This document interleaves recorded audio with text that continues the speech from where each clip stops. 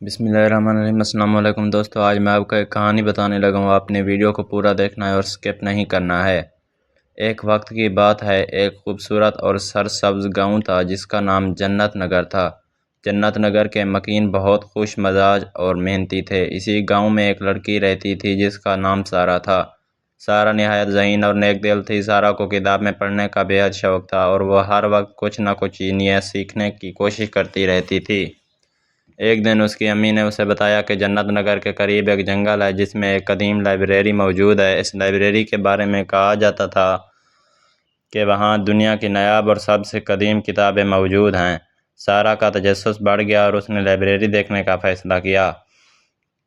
اگلی صبح وہ اپنے ساتھ ایک چھوٹا سا بیگ لے کر جنگل کی طرف روانہ ہوئی۔ جنگل کے راستے پر چلتے ہوئے اسے کئی خوبصورت پرندے اور پھول نظر آئے۔ آخرکار بہت دیر بعد وہ لائبریری تک پہنچ گئی۔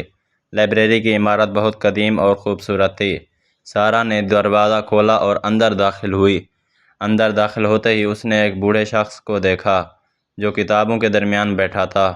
اس شخص نے سارہ کو دیکھ کر مسکرا کر کہا، میں اس لائبریری کا نگہبان ہوں۔ یہاں کی ہر کتاب میں ایک جادو ہے جو اسے پڑھنے والے کی زندگی بدل سکتا ہے۔ سارہ نے ایک کتاب اٹھائی اور اسے پڑھنا شروع کیا۔ کتاب کی ہر سطر اس کے دل میں اترنی چلی گئی۔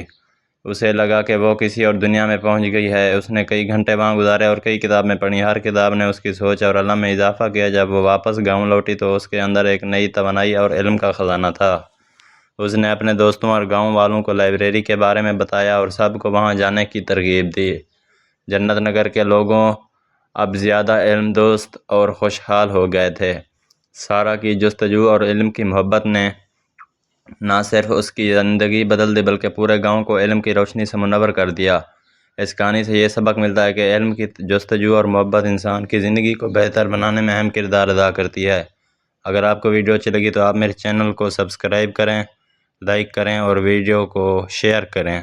شکریہ۔